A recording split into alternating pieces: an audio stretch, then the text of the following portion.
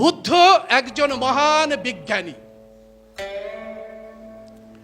তিনি ধম্ম দেশনা দিয়েছেন। আমি আসব কি সেই ধম্ম। শুধু বিজ্ঞানী নন, তিনি একজন মনোবিজ্ঞানী এবং সমাজ বিজ্ঞানী। বুদ্ধ আর কেউ নয়, তিনি মনোবিজ্ঞানী, সমাজ বিজ্ঞানী এবং এই প্রকৃতির মহা জগতের যে কসমিক রিলিজিয়ান আছে তার যে রহস্য ভেদ করেছে গৌতম বুদ্ধ।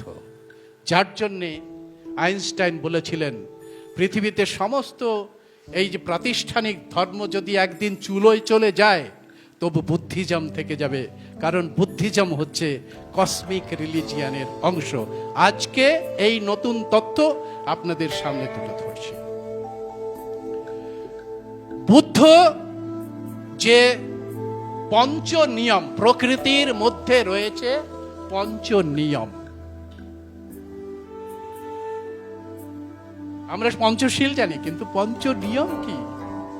বুদ্ধ যে কত বড় প্রকৃতি বিজ্ঞানী, মহাজাগতিক গবেষক, এই নিয়মের মধ্যে পাওয়া যায়। কারণ সে এই পঞ্চ নিয়ম, প্রকৃতির রহস্য ভেদ কার কাছ থেকে শিখেছে?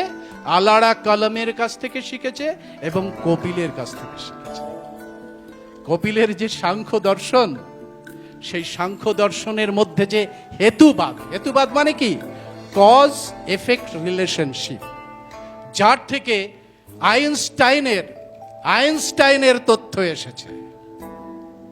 রিলেটিভিটির যে তথ্য, সেই তথ্য গ্রহণ করেছে কার কাছ থেকে?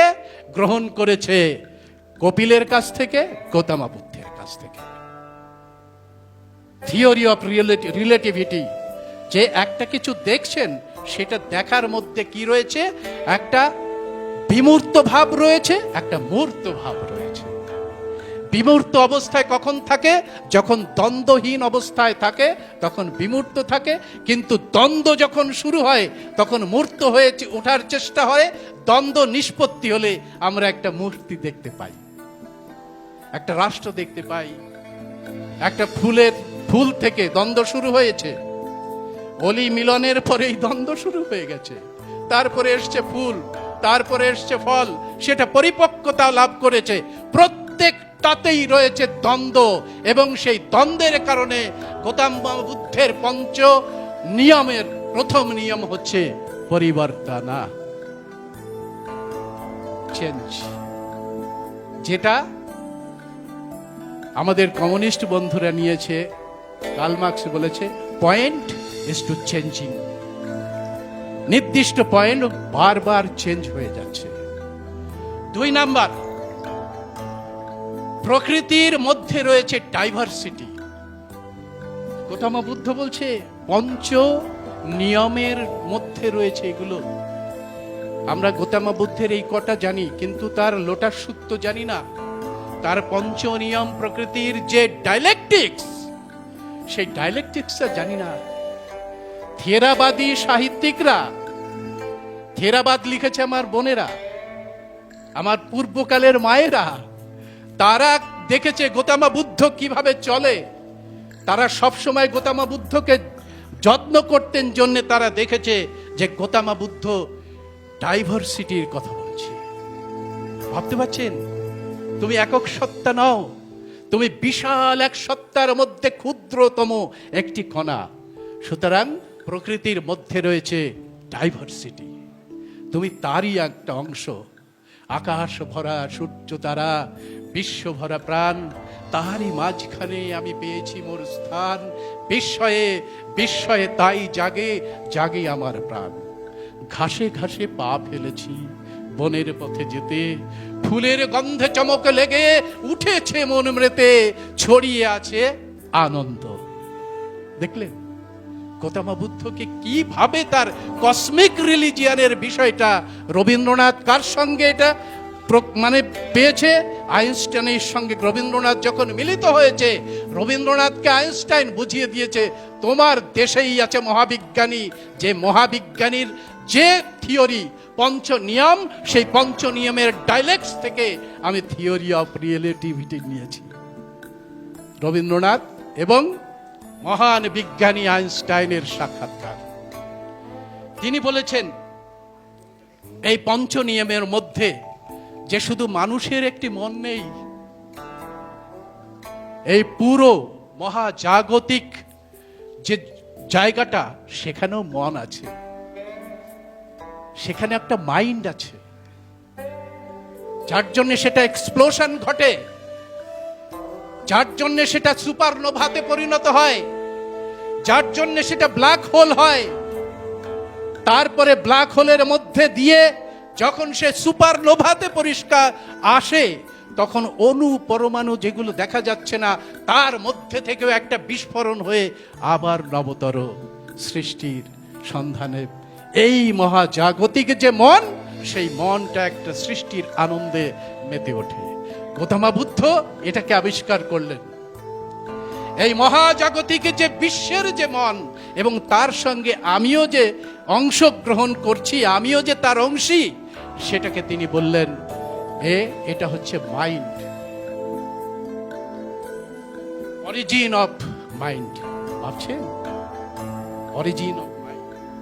দ্বিতীয় বলছে যে অরিজিন অফ মাইন্ডের মধ্যে যে সঞ্চয়টা হয়, যে মন্থনটা হয়, সেই মন্থনের পরে আমরা একটা ডিপোজিশন পাই।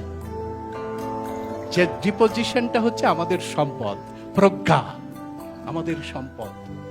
এই যে মন্থন হচ্ছে, সেই মন্থন ক্রিয়ার মধ্যে উঠে আসছে একটা ডিপোজিশন, অর্থাৎ সেটাই হচ্ছে আমাদের সঞ্চয়।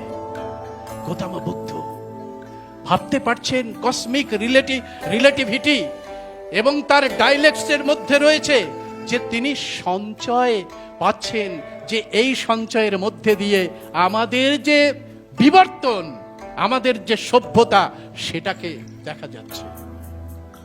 পাশাপাশি রয়েছে ডাইনামিক্স।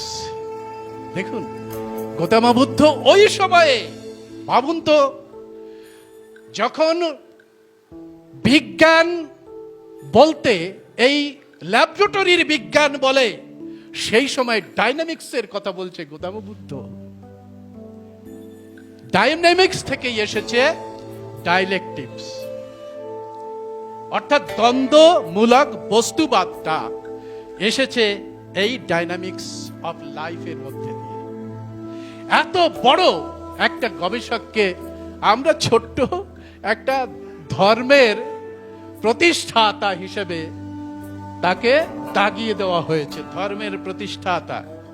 আমরা দেখেছি যে রবীন্দ্রনাথ যখন একেবারে গৌতম বুদ্ধের দর্শনটাকে বোঝার চেষ্টা করলেন, অনেকে বলেন রবীন্দ্রনাথ চণ্ডাল সমাজের মানুষ,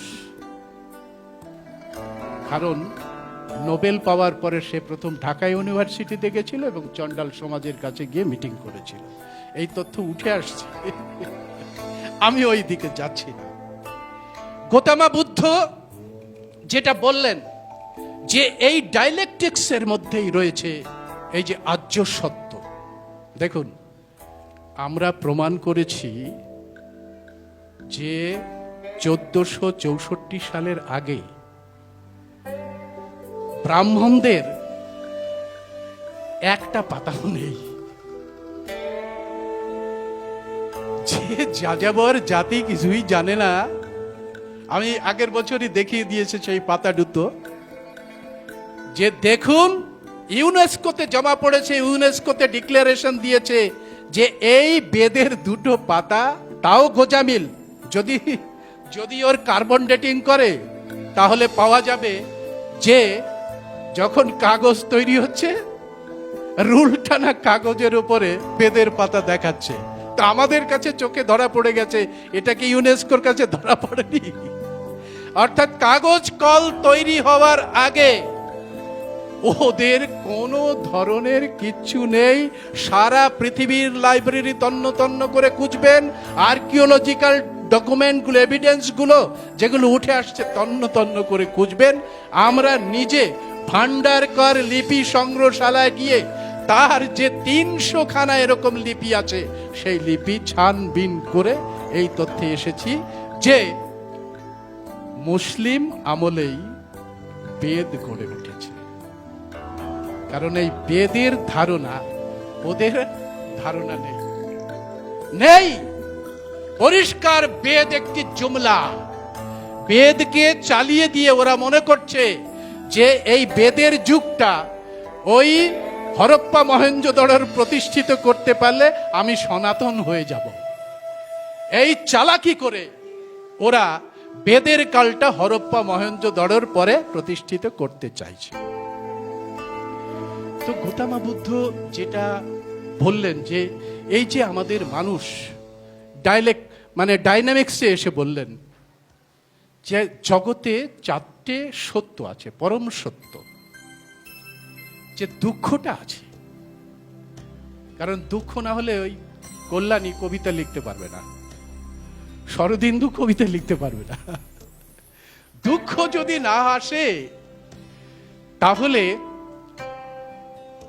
ভাব বিভাব সঞ্চারী ভাব সঞ্চারিত হয় না বাক্যে, সঞ্চারিত হয় না কথায়। সুতরাং দুঃখ আছে। তিনি বললেন এই দুঃখের কারণ আছে। এই যে cause effect relationship, theory of রিলেটিভিটিকে এখানে মেশালেন। তিনি বললেন দুঃখ থেকে পরিত্রাণ পাওয়া যায়। দুঃখ চিরস্থায়ী নয়, দুঃখ থেকে পরিত্রাণ পাওয়া যায়। এবং পঞ্চশীল অট্টমার্গ, এটাকে যদি আমি ধারণ করতে পারি সেই পথে এই দুঃখ থেকে পরিত্রাণ পাওয়া যায়। গৌতম বুদ্ধ আরেকটি পরম সত্য দিলেন আমাদের কাছে, যে জগতে যা কিছু দেখছেন না কেন, একটি জীব কীট পতঙ্গ থেকে শুরু করে সমস্ত কিছু তারা একটা পরম প্রাপ্তির পেয়ে তাদের শেষ নিঃশ্বাস ত্যাগ হয়, সেটা হচ্ছে নিব্বানা। নিব্বানা তিনি বললেন এই যে নিব্বানা তত্ত্ব, এই নিব্বানা তত্ত্ব আমার তত্ত্ব নয়। আমার আগে আরো 27 জন বুদ্ধ এই নিব্বানা তত্ত্ব আমাদের দিয়ে গেছে। এবং এই নিব্বানা তত্ত্বই হচ্ছে জগতের যে রহস্য আছে, সেই রহস্যকে ভেদ করে দুঃখ থেকে উত্তরণের রাস্তা হচ্ছে এই নিব্বানা। তাহলে এই 27 বুদ্ধ কে ছিল? 27 বুদ্ধকে আবিষ্কার করেছে ভিনসেন্ট স্মিথ সিংহলে গিয়ে। সেখানে আমরা দেখেছি অট্টবিংশতি সূত্রতে তনহংকারো মহাবীর মেধাঙ্কারো মহীয়স, এই যে মহীয়স শব্দটা পেয়ে গেলাম। তনহংকার মহাবীর মেধাঙ্কর মহীয়স শরণাঙ্কর লোকহিত দীপঙ্কর জ্যোতিন্ধর কাণ্ডনীন জনপামক্ষ মঙ্গলপুরী শাসভ সুমন সুমন ধীর রেবত প্রতিবদ্ধন। একেবারে শেষ দিকে আসে কাশ্যপ শিরি সম্পন্ন গৌতমা শাক্য পুঙ্গব। কাশ্যপ শিরি সম্পন্ন, দাদা যেটা বললেন কাশ্যপ গোত্র, এই কাশ্যপ কেউ নয়, সে আমার পূর্বপুরুষ। কাশ্যপ শিরি সম্পন্ন, শিরি সম্পন্ন মানে কি? সে জ্ঞানের উচ্চতায়, শির থেকে উচ্চতায় চলে গেছিল। তাই কাশ্যপ শিরি সম্পন্ন গৌতমা শাক্য পুঙ্গব অট্টবিংশতিমা বুদ্ধা নিব্বানা মত দায়ক নমামি শিরসি নিচ্চং তে মে রক্ষন্তু সভ্যতা। এই হচ্ছে অট্টবিংশতি সূত্রের মধ্যে এই বুদ্ধগুলোকে আমরা পেলাম।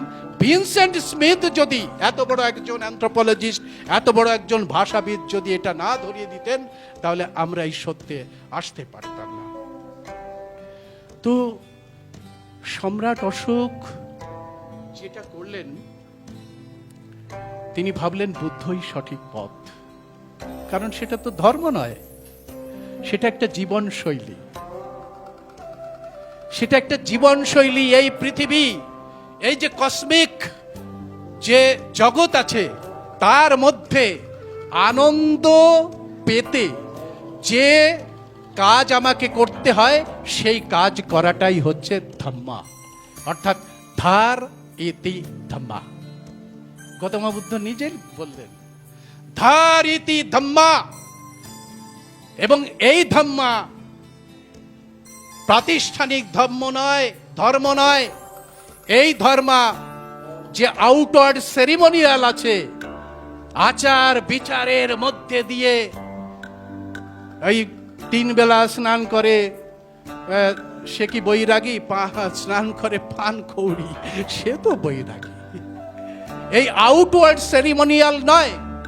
ধম্মা হচ্ছে এই কসমিক জগতের মধ্যে আমার অবস্থান, এবং কসমিক জগৎটাকে ভালো করে বুঝে নিয়ে আমার অবস্থান অনুযায়ী আমার কর্তব্য সমাধান করাই হচ্ছে ধম্মা।